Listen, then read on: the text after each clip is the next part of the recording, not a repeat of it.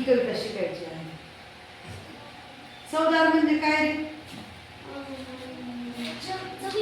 चविष्ट. मग तळ्यातलं पाणी कसं असतंय? चविष्ट असतं. जसं फिल्टर मध्ये सुद्धा पाणी नसतं बघा, तेवढं चवदार तळ्याचं पाणी लागतं. म्हणजे ते पावसातलं पडलेलं असतं ना पाणी, म्हणून आपल्या शरीराला पाणी तळ्याचंच पाणी चांगलं. पण आता कसं फिल्टर चांगलं होणार काय नाही आपल्या इथं, म्हणून आपल्याला ते जारचं पाणी प्यावं लागलं है ना. तर अगोदरच्या काळामध्ये गोरगरीब लोकांना प्यायला सुद्धा पाणी नव्हतं, आणि ज्या ठिकाणी पाणी आहे त्या ठिकाणी पाणी प्यायला सुद्धा कोणी म्हणजे येऊ देत नव्हतं. म्हणून डॉक्टर बाबासाहेब आंबेडकरांनी हे गोरगरीब लोकांना, दलित लोकांना काय केलेलं आहे, एक तळ त्यांनी तयार करून त्या तळ्यातल्या पाणी गोरगरीब लोकांना त्यांनी खुलं करून दिलं. कधी या आणि पाणी घेऊन जा. तर पहा, आज आपण ही कविता ताला सुरात म्हणूया. चवदार तळ्याचे पाणी, चवदार तळ्याचे पाणी, नवशक्ती मानवानी, नवशक्ती मानवानी. चवदार तळ्याचे पाणी, चवदार तळ्याचे पाणी, नवशक्ती मानवानी, नवशक्ती मानवानी.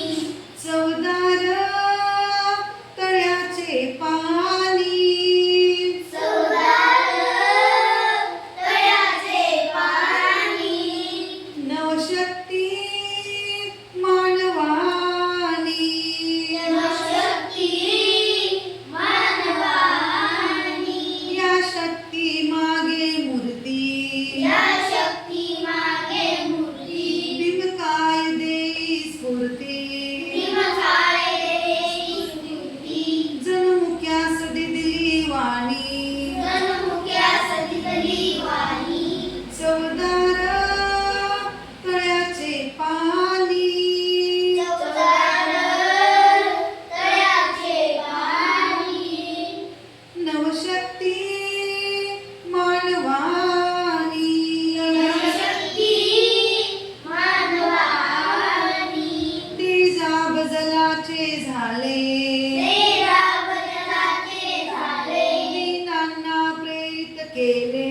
दीनांना प्रेरित केले. तेजा बदलाचे झाले, तेरा बदलाचे झाले, दीनांना प्रेरित केले. दीनांना प्रेरित केले. अन्यायासाठी लढुनी, अन्यायासाठी लढली, नवशक्ती मानवानी. नवशक्ती मानवानी.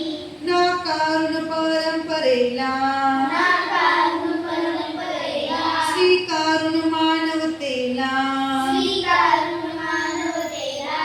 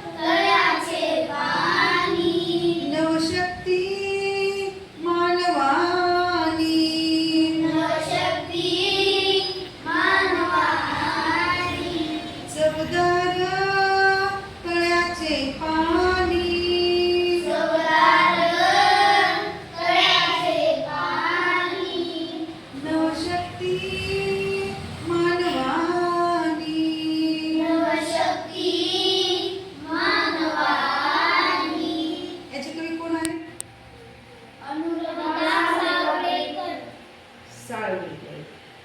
कवितेचे कोण असतात? कवी. आणि पाठाचे कोण असतात? लेखक. लेखक.